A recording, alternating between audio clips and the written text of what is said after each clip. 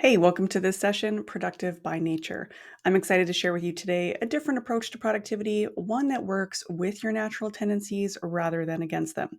As creative professionals, we're often caught between the need to produce consistent work and the desire for creative and personal freedom. And I think there's a more sustainable way to approach this tension. So today I'm going to share with you how to move from a state of overwhelm to being a little more strategic with our energy using a principled approach to productivity, one that is inspired by permaculture design. If we haven't met before, hi, I'm Marie. I'm a workflow designer, teacher, and digital systems expert. I've been self employed for the last 20 almost years, and I've spent the last 5 or so years focused on helping creative professionals build sustainable systems and workflows using Notion. I spent the first half of my self employed years really struggling hard with overwhelm, burnout, working way beyond my capacity, and always working on the weekends and feeling really resentful about it. In the last 7 or so years of my career, I've really been able to find a much more sustainable way of working. And there were a few key milestones along the way that really helped me make this shift into a more sustainable way of working. So, sometime in around 2017, I stumbled into the world of permaculture and I signed up for a 16-month long course. I didn't know really what I was signing up for at the time, but this course really laid the groundwork for a lot of the perspectives that I have today on how we design sustainable workflows. During the process of working on that course, I discovered Notion, which was a tool that helped me organize all the course materials, the resources, and what was going to be a 16-month long project. So there was just a lot of materials and kind of wrangling to do, and I started to find some tools that really helped work with the way that my brain works. And then in 2020, I was diagnosed with ADHD, and I finally began to understand all the ways that I had been working out of alignment with my brain and my body's needs for so many years. So these milestones together kind of gave me a new perspective on productivity, effectiveness, and just understanding our personal capacity. So the challenge that I get really passionate about helping people solve is moving from those unsustainable work patterns, the ones that led to burnout and frustration, into being more productive by nature by listening to our own needs. So, a lot of my perspectives today on productivity are highly influenced by these permaculture studies.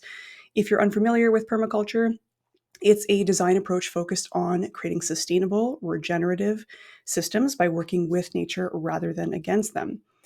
And this quote really captures the essence of permaculture. So, this was a quote that caught my eye as I saw this permaculture poster at a coffee shop.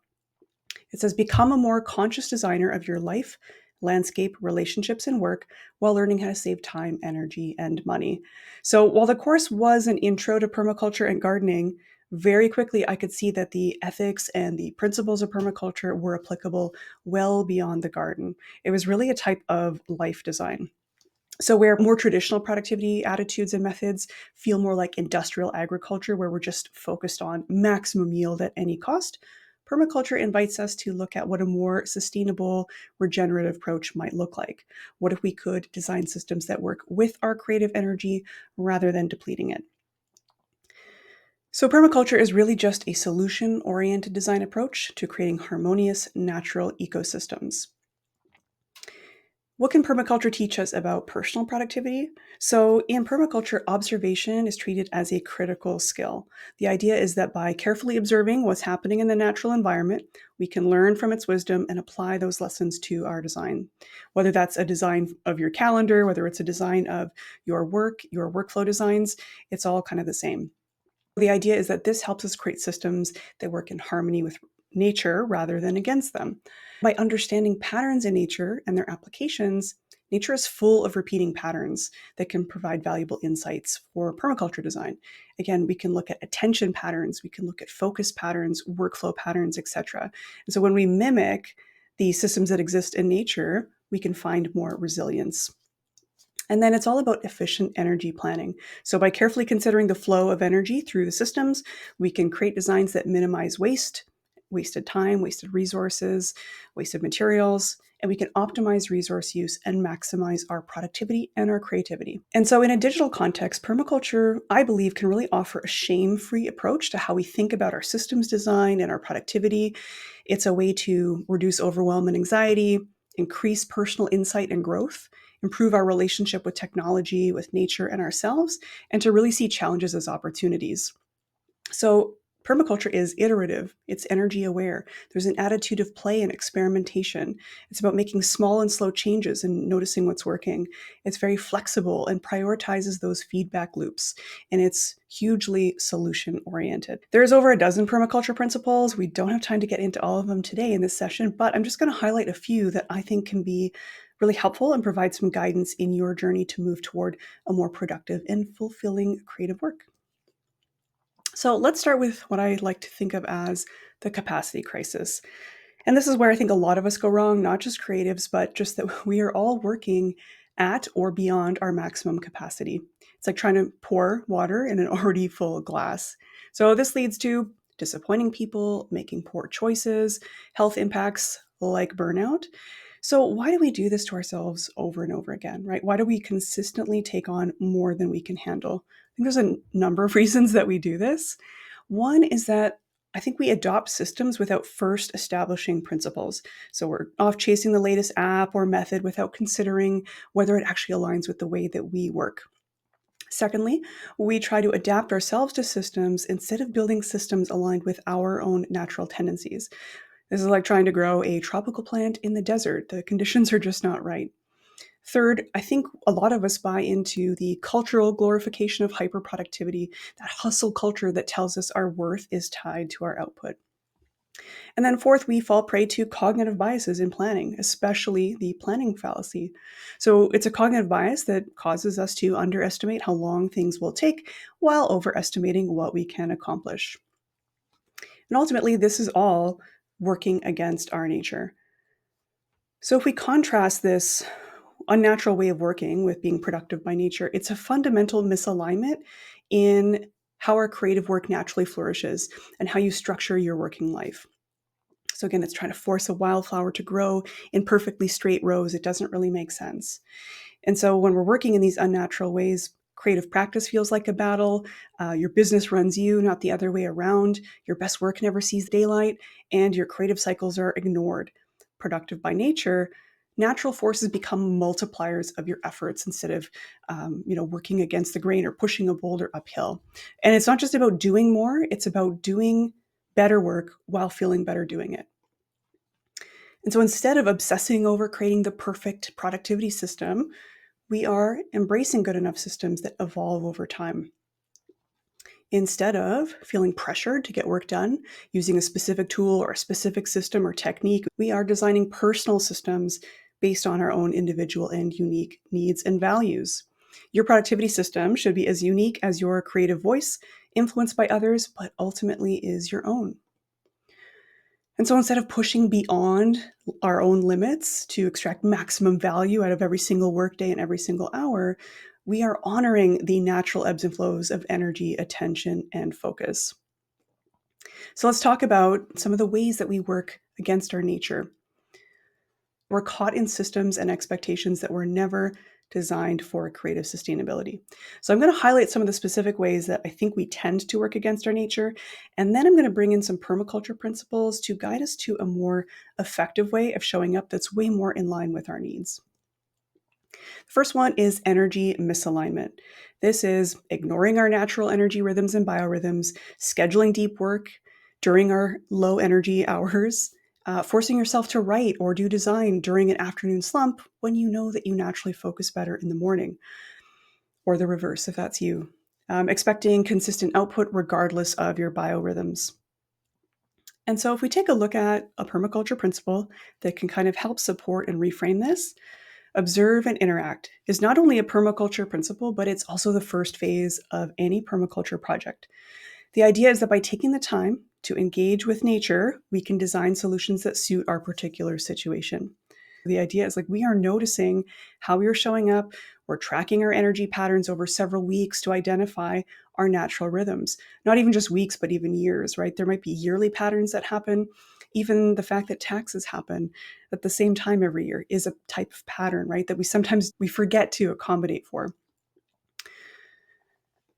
And so one super simple example of how we can work with this observe and interact principle is we're making it a habit to observe our own behavior, to observe our energy, to observe our needs. You can do this however you want to do it. I do this through Notion, and I do a daily journaling process. a daily me's process, and a daily reflection process. So the idea is that at the end of every day, I'm sort of putting things back in their place and I'm reflecting on what did I do today that I said I was going to do, that I didn't get done? What did I get done and how do I feel about it?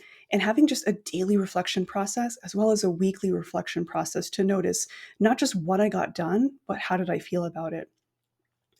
You could do this with pen and paper, but just really making it a habit to notice these patterns and tendencies in your workflows is what's going to help you make those incremental changes.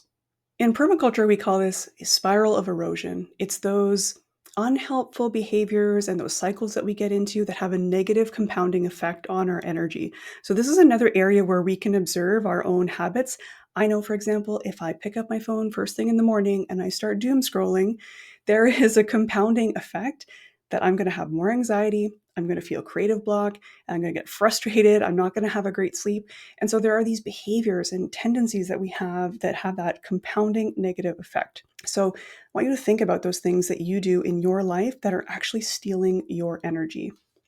And the reverse is also true. We call this a spiral of abundance. So, what are those things that stack that make it so that you're more likely to increase your energy or your joy or your creativity? Getting a good sleep, moving your body, giving yourself some time to play. What does that look like for you? And one super simple tip, I love this tool, Rescue Time. I think I've installed it for the last 15 years and it's been running in the background. And what you do is you rate different software and activities on your computer by their productivity level. And then you can start to look for patterns to see what times of the day are you actually most productive and doing your most productive work. When do you tend to get the most distracted? So this can show you patterns at a daily level, weekly level, even yearly level. It's free. You can install it in the background of your computer, and it's going to illuminate a lot of information for you that can make it a lot easier to do better planning in the future. So, using Rescue Time, I actually identified that between 5 and 7 p.m. is actually one of my most productive times of the day.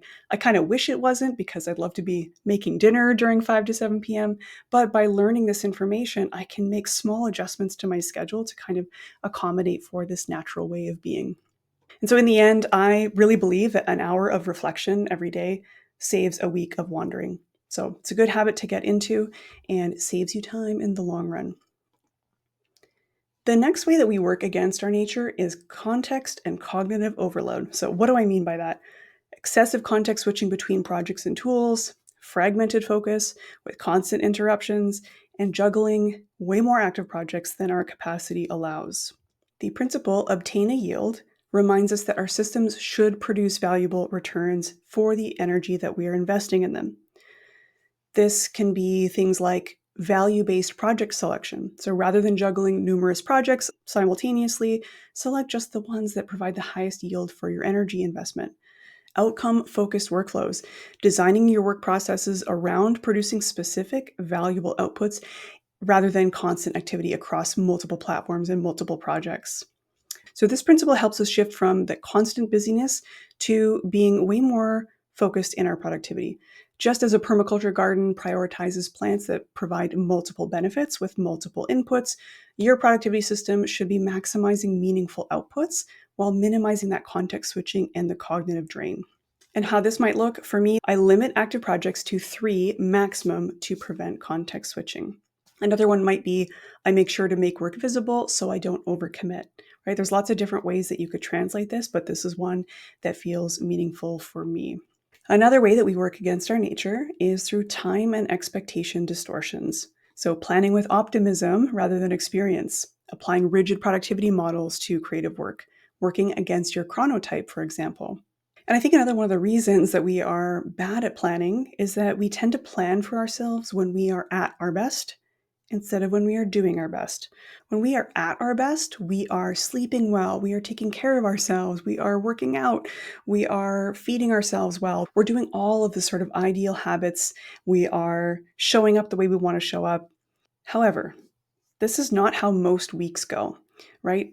Things surprise us, we overcommit, we overestimate how much time we have, and so many times we are just doing our best and we are just doing the bare minimum that we have available. So we're always planning for the sort of best ideal version of ourselves, and we're not really giving ourselves enough buffer such that when we have a week where we're just trying to do our best, that everything doesn't kind of fall like a house of cards. And so this is again another reason why I think we tend to overdo it. So, if we apply the permaculture principle of small and slow solutions, this is about creating sustainable rhythms through incremental and manageable changes, gradual adjustments rather than dramatic overhauls.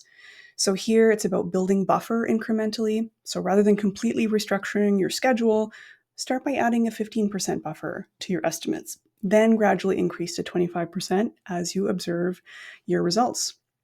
Experiment with micro adjustments.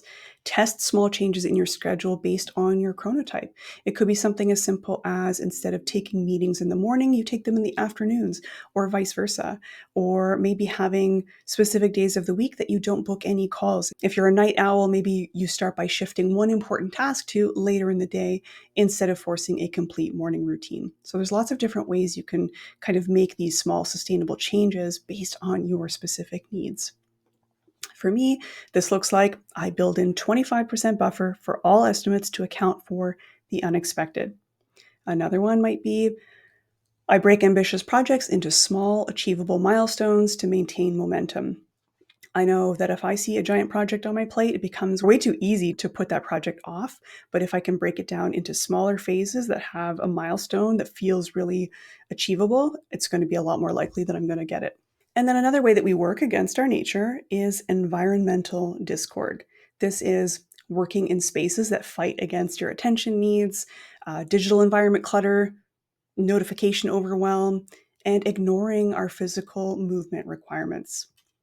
And so, if we take a look at the principle of designing from patterns to details, this is a permaculture principle that teaches us to step back and make sure you understand the broader patterns at work before diving in and coming up with specific solutions.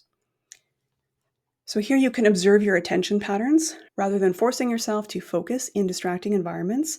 Figure out where you naturally concentrate best, right? What are the attention patterns, the energy patterns that are more obvious? And maybe what are some of the ones that may be subconsciously influencing the way that you feel when you show up to do your work?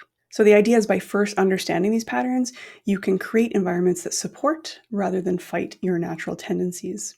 So we want to design our workspace around these observations. Recognize your body's movement needs. I know that if I go for an afternoon walk, I'm going to have a lot more energy and I can finish the day strong. There's lots of different ways we can take note of how these greater patterns of operating are impacting us on a smaller detail level. One super simple example of looking at attention patterns is to set up an ideal week calendar. So, for example, I've identified, I know that Wednesdays I tend to have the most focus, like right in the middle of the week. Mondays tend to feel kind of heavy and administrative. Friday, I'm a little more distracted. So, Tuesday, I kind of use as my planning. Wednesday is my content creation. Thursday is when I do a little bit more socializing and marketing. And so, you might notice yourself as you practice with these different ways of showing up. You might notice some attention patterns reveal themselves naturally. So, we want to pay attention to what's happening with our focus patterns. And for me, this looks like I design my workday around my energy levels, not just time slots. And so I have tasks broken up by energy level. And if for whatever reason I'm not feeling energized today, I can shift gears and still get things done, but it's things that maybe require less focus, less intensity, etc. So I've built my schedule to be flexible enough that I don't always have to force myself to work when the focus is just not coming. And the final way that we work against our nature is a state task mismatch. This is attempting precision work when we're in a scattered mental state. It's forcing creative ideation during analytical modes. It's tackling complex strategic thinking when we're mentally fatigued, right? So this idea that we sort of forget that there are different ways of being, there are different modes of operating. Sometimes being social is going to impact us differently than if we were doing a high focus task. So by paying attention to our state, We can more closely match the kinds of tasks that can be done with our state to make sure that we're much more effective overall. So, the permaculture principle I think really applies here is this idea of catch and store energy. This is about maximizing resource efficiency by capturing and preserving energy when it's abundant for later use. So, by capturing ideas, for example, when you're inspired, but implementing selectively. Matching tasks to your mental states, so creative work, analytical work, administrative work, etc., and creating resource libraries of reusable assets for when similar tasks arrive. So, for me, one way this might look is I embrace natural cycles of high and low productivity rather than expecting a constant output. Another one might be I capture ideas abundantly, but I implement selectively, allowing natural selection to identify the strongest concepts. I diversify my creative projects to ensure resilience when motivation wanes in a single area. This can be especially helpful for folks with ADHD who need a little bit of that novelty and excitement to kind of keep the momentum up. Sometimes it just means that you can shift gears and do a cleaning project instead of a creative project.